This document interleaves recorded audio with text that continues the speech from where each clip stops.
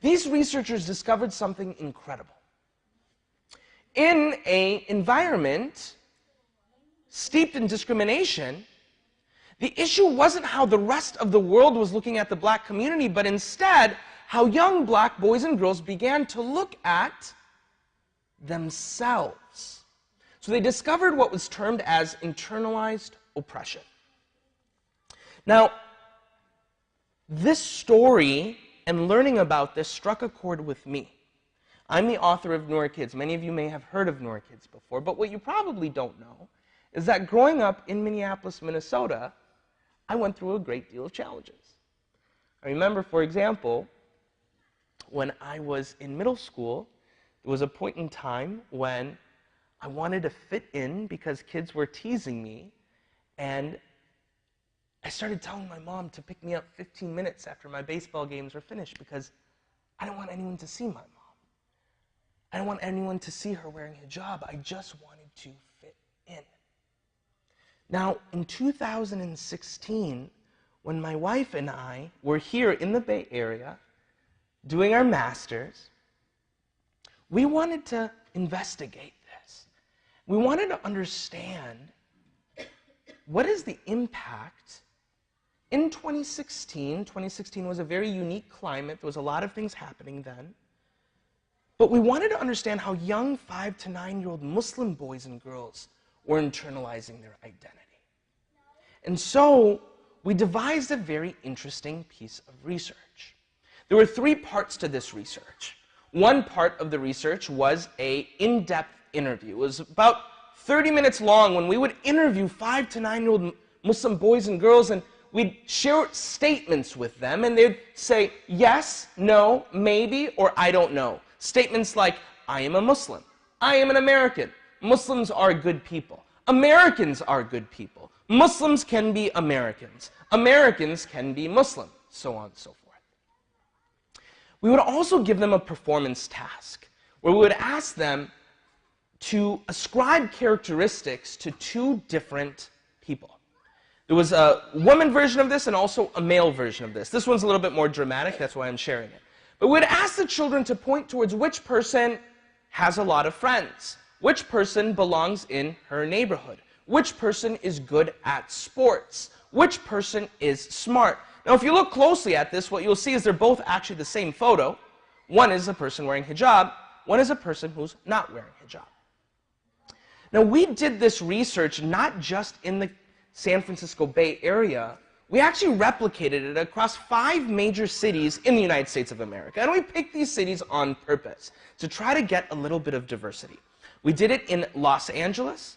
We did it in Phoenix. We did it in Dallas. We did it in Atlanta, Georgia. And we did it in the DC, Maryland, Virginia area. Now, in general, the population was relatively diverse. When I say diverse, what I mean is there was a subset that was African American. There was a subset that was Asian. There was a subset that was Middle Eastern. There was a subset that was that identified as being white.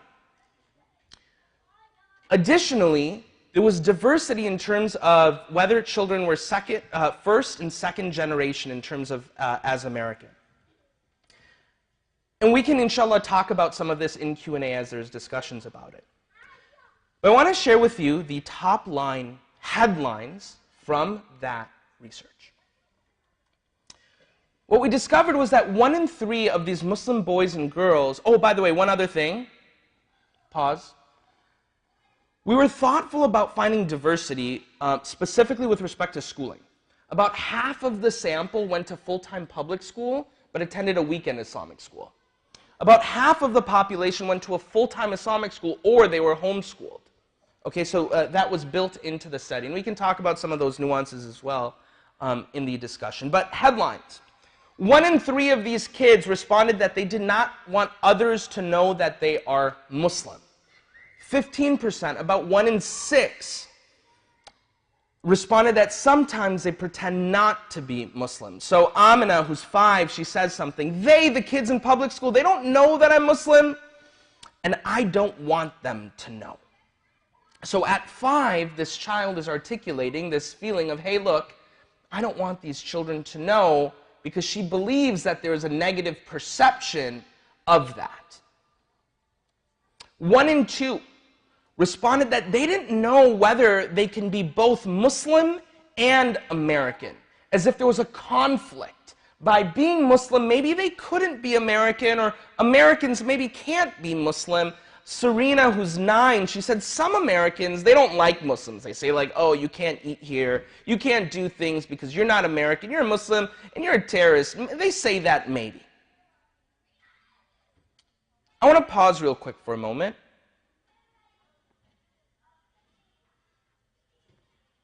A 9-year-old or a 5-year-old is not bleaching their hair blonde. They're not going by Mo instead of Muhammad. They're not leaving the faith. Why does it matter what a 5 to 9-year-old thinks? I don't know if you guys normally make this interactive or if I just do this rhetorically.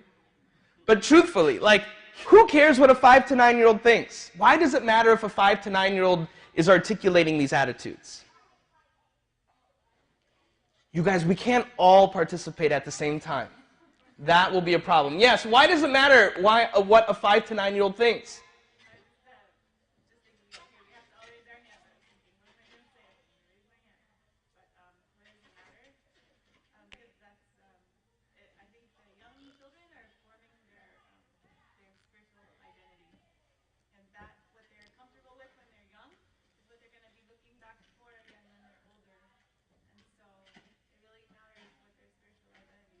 MashaAllah. Takbir. Allahu Akbar. Let's do it like, because you guys, let's like act like we want to be here and we're excited, okay? And let's breathe some energy into this room, okay? So we'll say takbir and we'll all say Allahu Akbar together. Takbir, Allahu Akbar. MashaAllah. Thank you for your contribution. Yes. So, the prevailing theory is that by the time a child is 9 years old, a significant part of their identity, their self-concept, their understanding of who they are has been established. Now, can that change? Yes, it can change. But you think about it almost as roots of a tree. Once the roots have been planted, they've been established, and it's a little bit difficult to move. That's when we get almost the highest return on investment with respect to education, is in those early years when we're planting those seeds. So the issue becomes, if a 5, 6, 7, 8, or 9-year-old is articulating attitudes like this at this age, what happens when they then go to middle school or high school and are carrying these beliefs with them? That's why it matters. So after doing all of this research, it took us like a fair amount of time. I remember my wife and I, like, we would travel like while we had like a little baby. We would do these interviews. It took so much work, and I remember once we finished it, I was at the dinner table with my dad. And he was like, so Amin, what did you find? And I said, Daddy, the headline of this research is that many of our children don't feel like they belong. And then my dad said, okay, so? He's like, Amin, come on, first world problems. Let's be honest. They don't feel like they belong. Boo! Hoo! Amin! In Urdu, he's like, Amin, are you serious? This is the issue that you're worried about? The kids don't belong? How would you respond to my dad? Does it matter if a child feels like they don't belong within their American environment? Does it matter? Who cares? How would you respond to my father, who, by the way, I'm joking a little bit, but I'm using this as an important moment because we might also be thinking, okay, belonging, touchy-feely, seriously, why does it matter? Why does it matter? Someone who wants, yes, over here. It matters because this is where they are now. This is the environment, this is the community that, they or we are living in. So it does matter if they don't feel like they belong. Because, so what the sister said is, she said, look, this is the community that the kids are living in. They don't feel like they belong here, that's a problem. MashaAllah, thank you. Yes? I feel it matters because, like my daughter, she's 9-year-old, and I feel that she's forming her personality at this time, and her feelings are very, very important to me. How she perceives herself with respect to her peers, I think that's very important. No, Yeah. feel any less than her peers. She said, I don't want her to feel any less than her peers, as if belonging is related to self-esteem, right? If I don't feel like I belong, maybe that influences my feeling about myself, my self-esteem. That's one exceedingly good argument, and we're going to talk about it. I want to position 3 specific reasons why belonging matters. And then after we talk about these 3 reasons why belonging matters, I want to share some of these specific things that we can be doing to help build this feeling of belonging among our children. But if you really want me to tell you why belonging matters, I'm going to say takbir, and I need you all to say Allahu Akbar. Takbir. Man, it doesn't seem like you guys want me to do it. Ustad Irani, I'm leaving. You do this. No? All right, let's try it again. Takbir. Allah. MashaAllah. MashaAllah. You know, I do kids programs for a living, right? So I gotta, all right. So one of the reasons why belonging matters is because it's tied to agency. I want everyone to say agency. One more time, agency. One last time, agency. When something belongs to you, you then care about it. What do I mean? Okay? If, for example, I said that there is a Tesla outside that has its lights on, if a Tesla belongs to you, you might then reach for your phone and say, oh, maybe that's mine. Now, I also don't own a Tesla. I don't know how it works. You probably don't leave your lights on, right? But let me give you another example.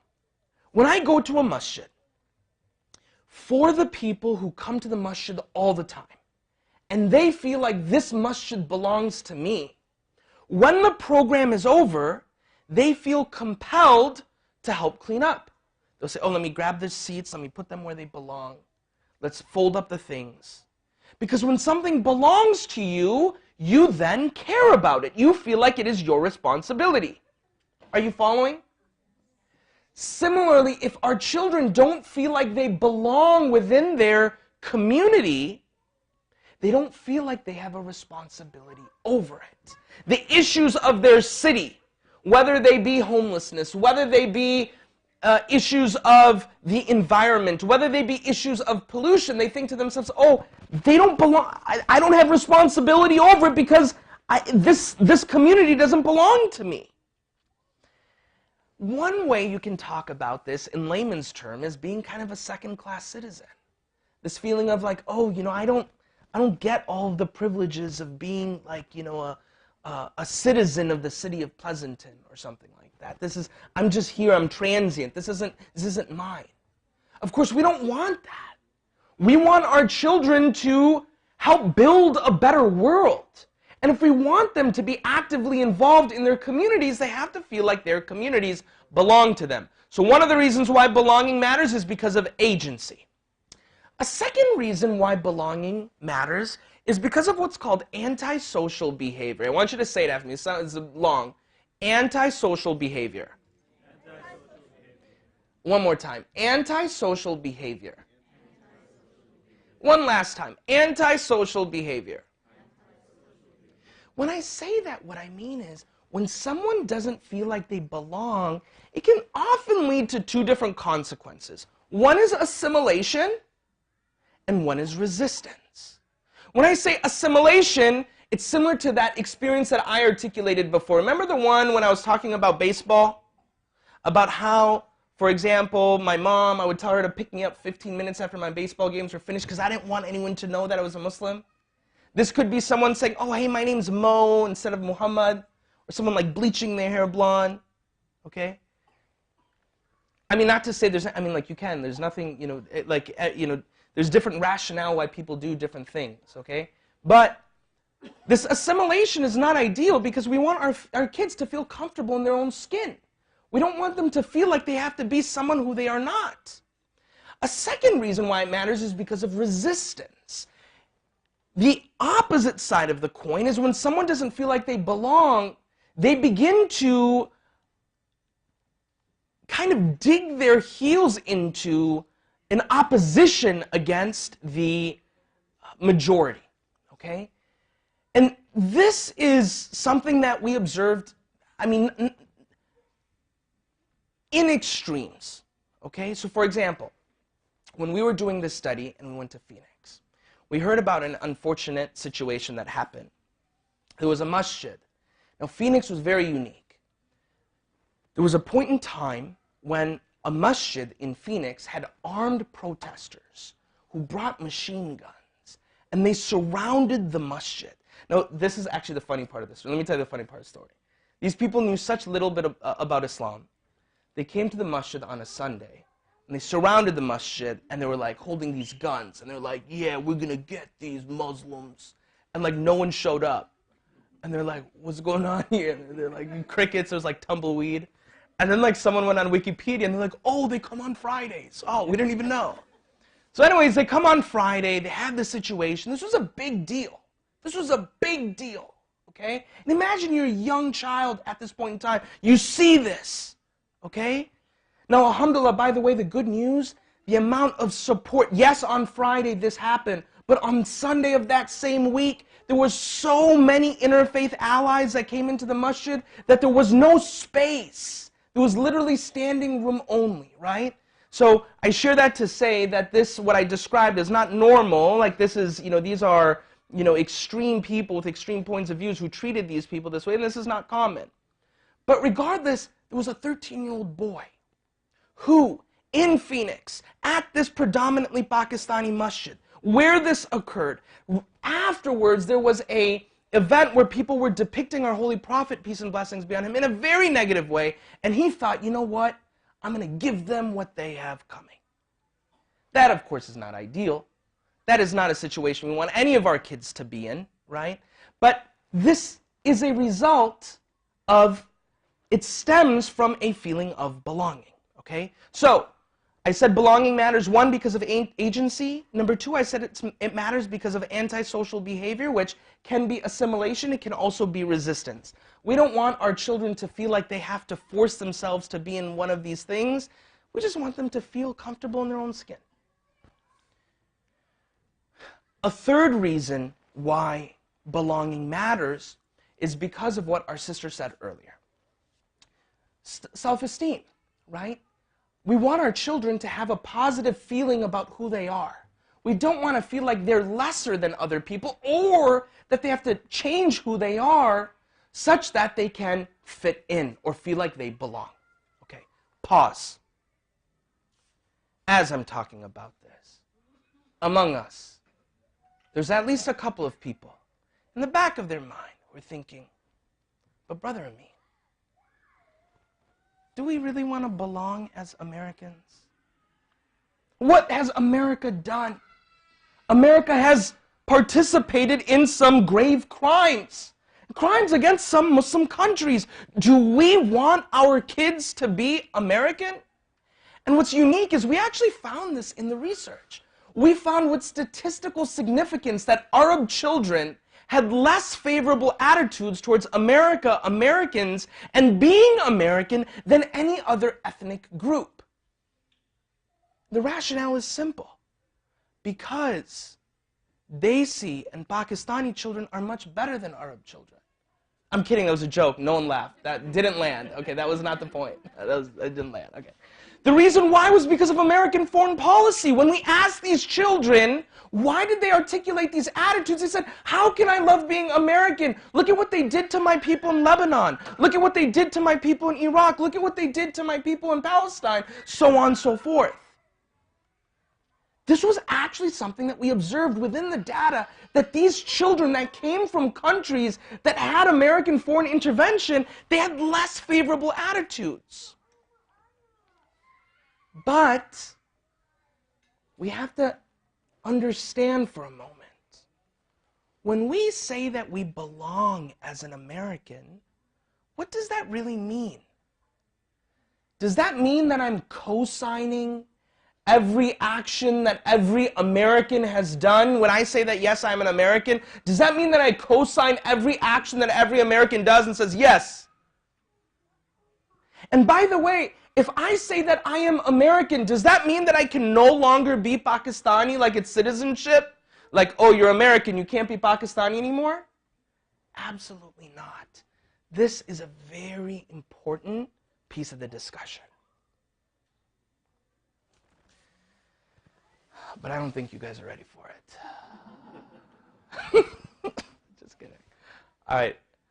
Let's bring some energy into the room, okay? I'm going to say takbir. I want you to say Allahu Akbar. Takbir.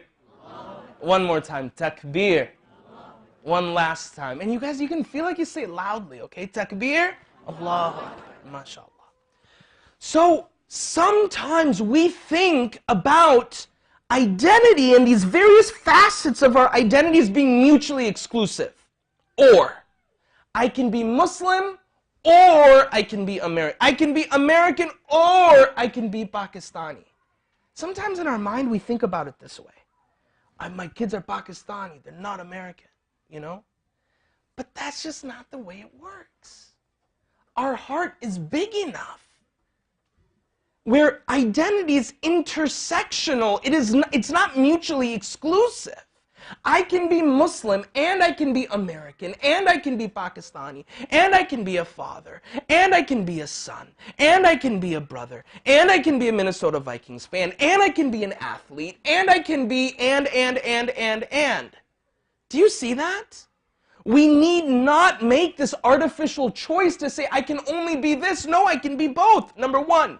Number two, if I say that I identify as a Muslim, does that mean that now I am co-signing every decision that every Muslim has ever made?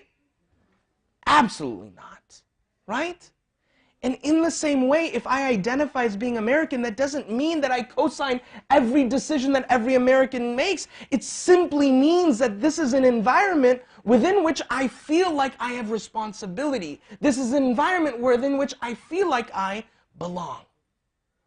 So I hope I've established thus far that belonging matters, why it matters, and also that belonging as an American is actually a pretty good thing. It doesn't necessarily mean that we are co-signing everything bad that every American has done. And also, it doesn't mean that we're giving up other parts of our identity either. So now the question becomes, how do we solve this problem? How do we help our children feel like they belong? This is not a rhetorical question. I want to get audience participation. If you were tasked with trying to solve this problem of helping our children feel like they belong, what are 1, 2, or 3 things that you think we could do to help develop this feeling? Yes. Please. About the and and the or. So I wonder when you did your study and you looked at the children from the different schools, you know, it's such a prevailing feeling among Westerners that Islam is antithetical to the West because of the Crusades and everything. You know, like just erased history and everything. So, so children are growing up in an environment where there are lots of people around who feel like you're either this or this, and then they get that message that might be harder for them to realize that they could be both. And I wonder if so they're grown up in a more protected environment, if they still felt that, or if there was it easier for them to integrate their identity. So what the sister said is, she said, hey, does schooling matter, right? The environment within which our kids grow up in, does it matter? And I would take it a step further, and I would actually assert that, in fact, the community that our child grows up in matters a great deal. And this is one, actually, of the ways that we can help facilitate belonging. The sister came up with it. This is her second time contributing. She is getting a gold star. The rest of you, I don't know, bronze at best, okay? Bronze at best. But one of the key things is a community of practice. I want everyone to say community of practice. I want to say it one more time, community of practice. One last time, community of practice. So if I were to do a summation, and all of my child's social interactions on a consistent basis, that is roughly what we call our child's community of practice. So what does that mean? where they go to school. It means where they go for Sunday school. It means where they go for karate.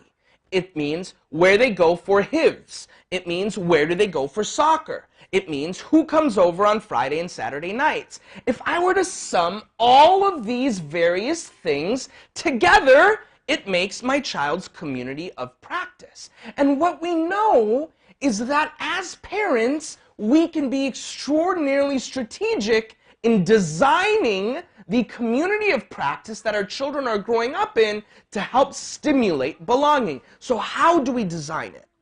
There are two key things that we know are valuable when we design the community of practice. One of the things that we know is valuable are mirrors. Say it after me, mirrors.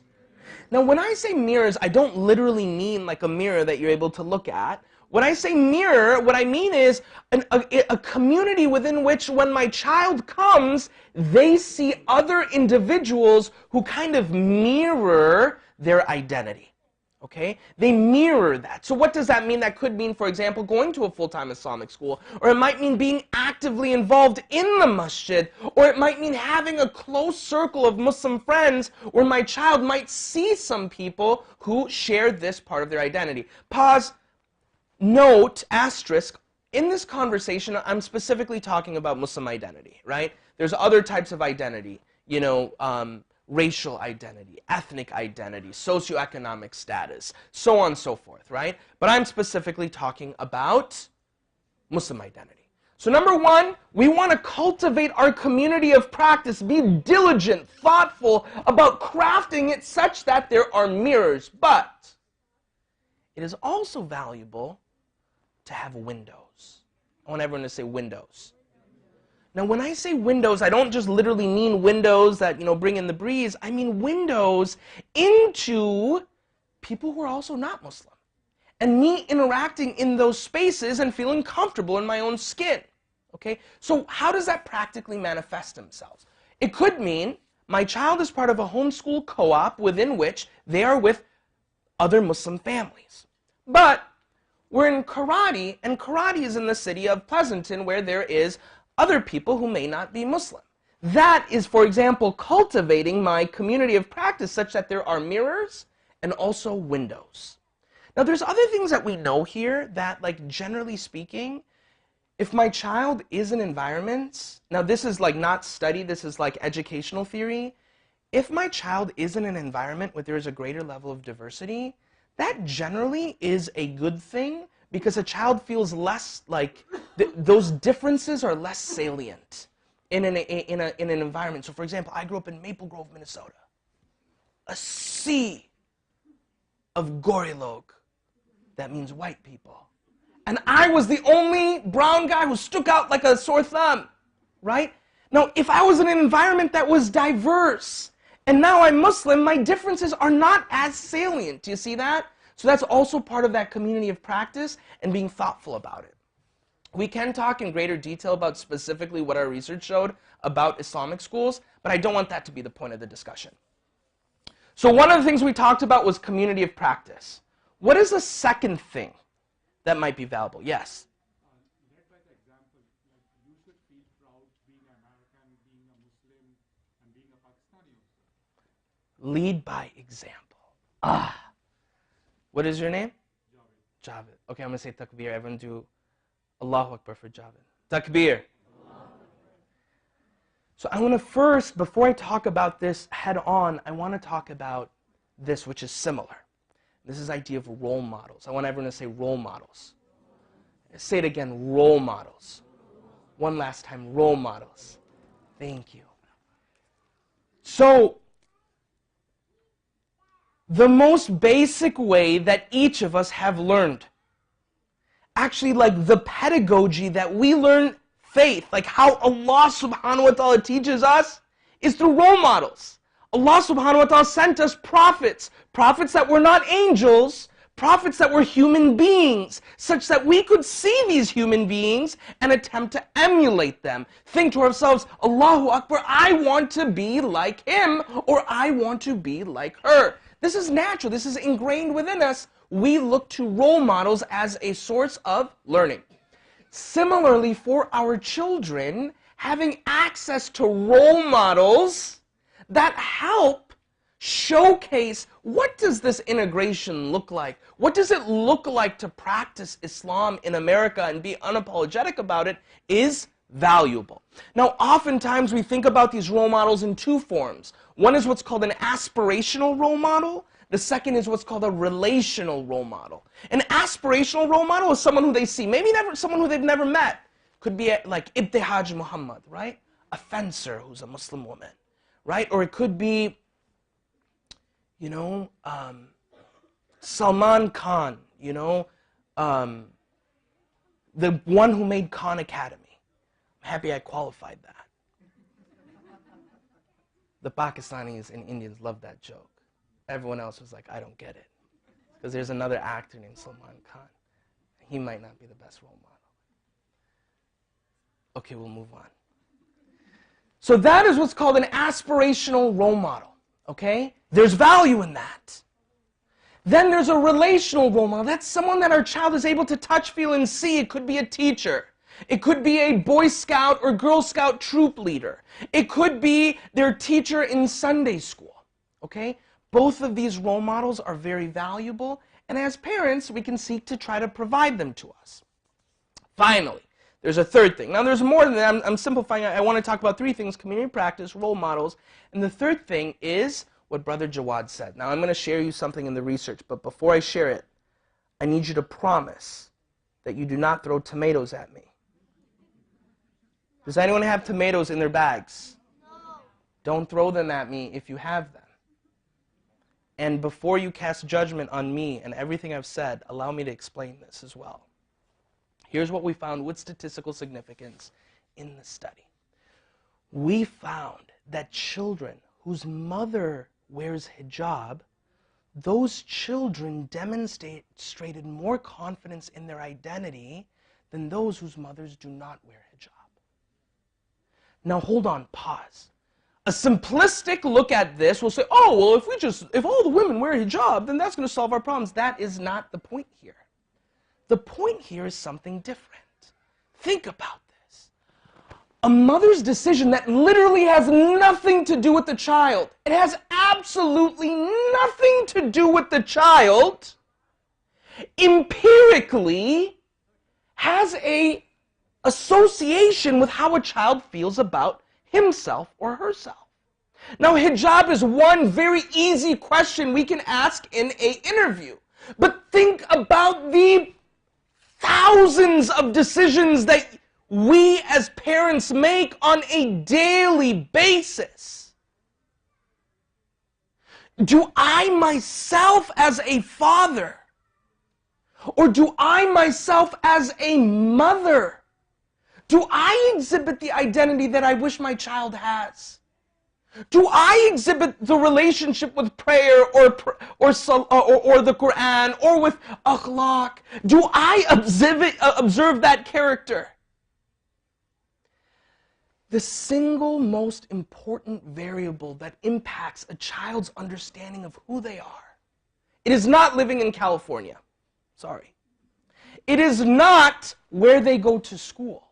It is not how much money they have. The single most important variable is the quality of the relationship they have with their parents. Do you see that if you send your child to here, but I'm not involved, that's not going to solve our problems.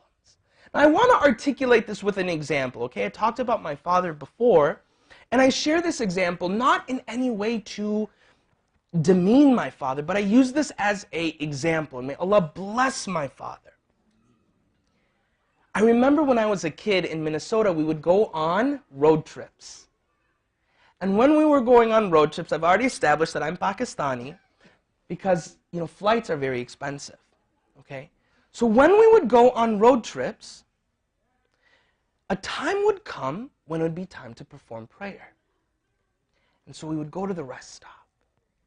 And then my father would look to the left, he'd look to the right, he'd make sure that no one was watching, and then he would say, okay, Bismillah, let's pray now. Now that was a tiny action. Do you see how tiny that action was? but me, years later, still associates that somehow this prayer that I'm doing is weird. I shouldn't do it when other non-Muslim people look at me. Do you see how that small decision impacted the way I feel? This is what I mean when I say the parents play the most critical and central role in the development of our children's identity. Now I want to pause for a moment. I want to talk about a couple of things here, and I'll inshallah speak for maybe 3 to 5 more minutes, and then we'll pause to give time for any questions you might have.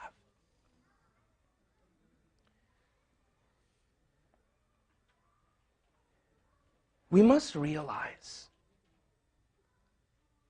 and I start with myself when I say this,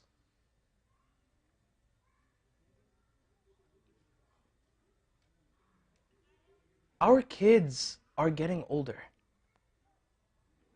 And I think about, especially dads, when I come home, and how my little boy Qasim looks at me, and he says, "Daddy, I want to play." And I am tired. I'm tired. And I think there's nothing more than I want than to just sleep and take a nap. And I know that each of you have been there and felt that before. But I want you to remember this. A day will come when we pass away. Just like a day will come when our parents pass away. And what lives on, our legacy, the ceaseless benefit, the sadaqah jariyah that we have, the best thing we can do is our children. And the reason why I think about this is because my mom passed away, right? When she was 52, my mom passed away. And I remember when my mom passed away, I'm going to tell a story, and it's going to be about moms. But before I tell that story, I want to say that, dads play a very important role, super important role. Okay, sometimes when we think about parenting, we think, oh, it's all moms. Absolutely not. Our Holy Prophet Muhammad, peace and blessings be on him, the best role model, the walking Quran. He would play camel, not horse, he'd play camel. And his companion would walk by and he'd look at the grandchildren, Hassan and Hussein. They'd say, "Oh Hassan, oh Hussein, what a great camel you have." And our Holy Prophet Muhammad, peace and blessings be on him, would look and say, "No, what great riders do I have?" Right? At a time when dads wouldn't kiss their children, he would be seen kissing his children. When his daughter Fatima would come in the room, he would stand up.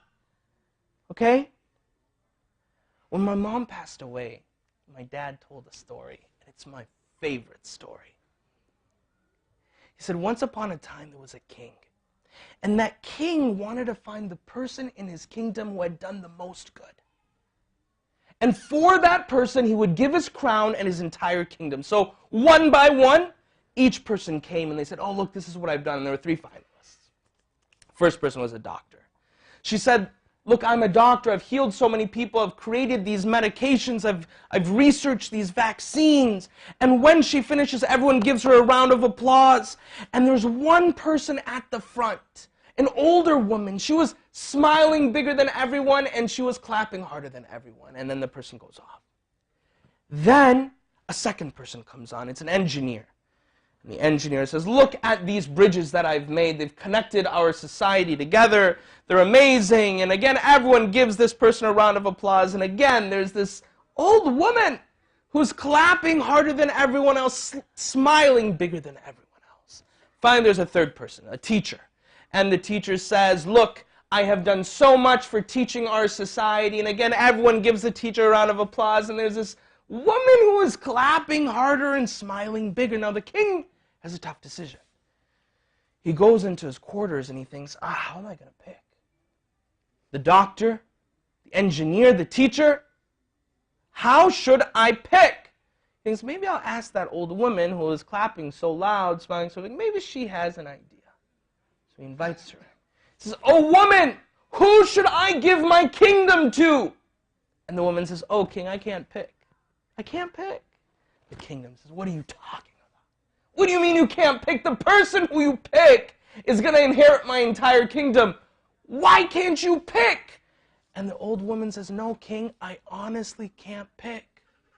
Because all three of these people are my children. And the king knows who that person was. That person who had done the most for his kingdom. He invited the mother. He put the crown on the mother. And the people celebrated. I share this because, subhanAllah, we live in a funny time. A funny time wherein we have established value based simply on economic value. If someone makes a lot of money and is able to generate a lot of economic value, mashallah, that is success. There's value in that. There's no doubt about it. But the role of parenthood, this lofty role, is one that we as a society and as a community have kind of said, oh, you're just a mom? Oh, you're just a mom? Just a mom? Are you kidding me? Allahu Akbar, just a mom? Lady Maryam was just a mom. Lady Fatima was just a mom. Just a mom? We have to seriously recalibrate how we look at this idea of parenting. Because we as parents play the most important role. And remember the asterisk I said, yes, I talked about the roles of mothers. And so then I don't want it to feel like, oh, but then fathers don't play. No, fathers absolutely play a role as well. Right? This is not to wash our hands of it. And one of the things we can also do is we play a role. Inshallah, we have about 10 minutes left. I'm going to pause, and inshallah we'll allow for conversation for 10 minutes. Yes. Yeah. You heard that story? So do you love your mom? How much? A lot? Alhamdulillah, good. You know how you can show your mom that you love her? The best thing you can do for your mom? It's not to write her a card.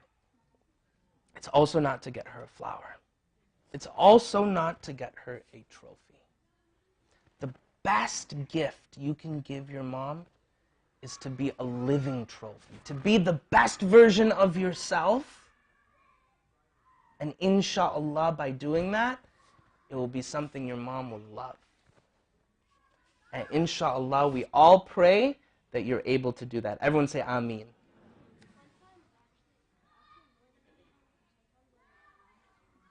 MashaAllah. Thank you. Do you have any other questions? Yes. A slide about the mothers that are wearing hijabs versus how did you define the confidence and the identity, Muslim identity? Yeah. What matrices or rubrics you use to measure this? Yeah, that's a great question. So during the research, we did two different things. One was an in-depth interview, and the second was a performance task. When we did the in-depth interview, we shared statements with the children, and they could either respond by saying yes, no, maybe, or I don't know. The statements were things like, I am a Muslim. I am an American. Muslims are good people. Americans are good people. Muslims can be American. Americans can be Muslim. Now, the research is available, and I can share it with you as well, but it was through these specific responses to these statements that we were able to create associations between various variables, like, for example, a child whose mother wears hijab, and then with how they responded yes, no, or maybe to the in-depth interview. Great question. Yeah.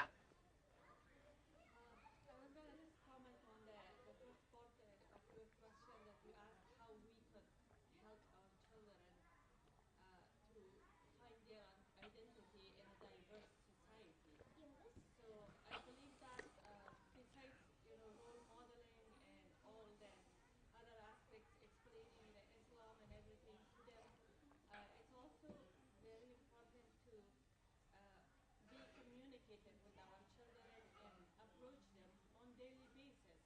Ask them what they need and what is their fears from the society. When if they face anything that will it hits on their identity as a Muslim in the community. So what is their fear? What makes them stronger? So besides role modeling, I think this is also important to just ask them questions and give them a chance of like expressing themselves. MashaAllah. A lot of times we don't have time to communicate with our children, MashaAllah. and they have like deep down they take all the sorrows and they don't have time. The parents don't put that time for them to express themselves or explain things that they MashaAllah. like not clear. Yeah, no, I really appreciate it. And I think, if I were to summarize what you said in one headline, I would say quality time, right? So you here in the MCC are like ruthlessly spoiled, crazy spoiled. So spoiled because you have people like Ustada Rania here, and you have people like Sister Hina, and so many incredible scholars who talk about various things. And I'm confident that someone has likely talked about the love languages with the community before. But if no one has, allow me to briefly summarize, right? Love is a big deal. Love between husband and spouse. Also love between parent and child.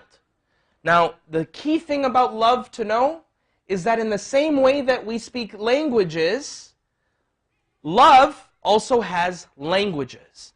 There is a man who was a therapist whose last name is Chapman. I believe his first name was Gary, but I forget. He penned a book called The 5 Love Languages after his entire career working with families. And what he believed was the most significant problem in marriages wasn't that people didn't love each other, but that they were speaking different languages. And so he said that a spouse has to know the language of the other spouse. And the parent should also know the language of the children and love them in that language. So there's 5 languages. One of them is quality time. Everyone say quality time. One of them is words of affirmation. Everyone say words of affirmation. Words of affirmation means like compliments. 3 is gift giving. Everyone say gift giving. And by the way, like sometimes people think that there might be, they're showy or gaudy or something. No, I mean, some people just like gift giving. There's nothing wrong with that. Number 4 is physical touch. I want everyone to say physical touch. The 5th one is acts of service. Everyone say acts of service. So now let me give you a practical example. My father, his love language is acts of service. So he shows his love through acts of service. My dominant love language is words of affirmation. So what happens? My father will do things for me to show me that he loves me. What will he do? He will, for example, when I was a kid, he'd pick me up and drop me off to baseball. He would spend time playing baseball with me. He would help me learn how to drive. Okay, he'd showcase acts of service, but he wouldn't really give me compliments. Amin, you did a good job. Amin, I love you. Amin, you did great. So I grew up thinking, man, this daddy doesn't love me. He loved me, but he showed me in a different way. Do you see that? Now fast forward now when I'm an adult. I show my love to my dad. I say, mashallah, Didi, you've lost some weight. Mashallah, Didi, you look great in that shirt. Mashallah, you did such a good job talking. But he doesn't really care about that. He cares about acts of service. I mean, my lawn needs to get mowed. You haven't mowed my lawn. I have this child who does nothing for me. But do you see that? I said it in jest, but this is actually real, right? So what I need to do if I really love my dad, I need to show him love the way he wants to be shown love. And as a parent, I need to show my child love in the way that he or she wants to be loved. And similarly with my spouse. And one of them is quality time. And quality time, frankly, can't go wrong, especially with our children. I'm going to pause. I know it's going to be time for Isha very soon. If there's time for one last question. This is something personal that I would want your advice on. Like you said that when you were young, you used to go on road trips, and then your father used to look here and there before praying. So, like when we go on road trips, I have a teenage daughter, and me and my husband, we pray when it's time for prayer. But what your father used to do, my daughter does the same. She looks here and there, and she doesn't want to pray in the open. She says, I don't feel comfortable. Alhamdulillah. So let me pause, and just because we have 2 minutes, I'm going to tell you, and I want to pause by also saying, Alhamdulillah, my name is Brother Amin Aaser. For those that don't know me, I run an organization called Noor Kids. It's a character building program primarily for kids ages 4 to 9. If you're not aware of our work, we have some of our things outside. Please do take a look. We also have a kids program after Isha. Every month, kids get a new book in the mail, and every week we do a story time for kids. Now, I share that to say, realize I am not a sheikh, okay? And also, number 2, our research is primarily focused on 4 to 9-year-olds. So, while I do have thoughts on this, I will put an asterisk next to my thoughts to say I'm not an expert. Having said that, when a child is over the age of 9, one of the most valuable things we can do is to help cultivate that community of practice specifically through friends. So now a parent thinks, but I can't force who she's friends with. No, you can't force who she's friends with, but you can create the opportunity for friendship to take shape. If I can get my daughter involved in various programs where she might be able to develop strong friendships, inshallah, that might be a successful way to help them develop confidence. Because we all know that once our children get older, sometimes the role of parents becomes a little bit more difficult. Inshallah, we pray that Allah subhanahu wa ta'ala accepts our efforts, allows our children to be the coolness of our eyes, allows us to be the parents that our children deserve, allow us to establish prayer, and also our legacy, our generations of children to come. Ya Allah, send your blessings on our Holy Prophet Muhammad, peace and blessings be on him, upon his family, and upon his companions. Jazakumullah khairan. Thank you.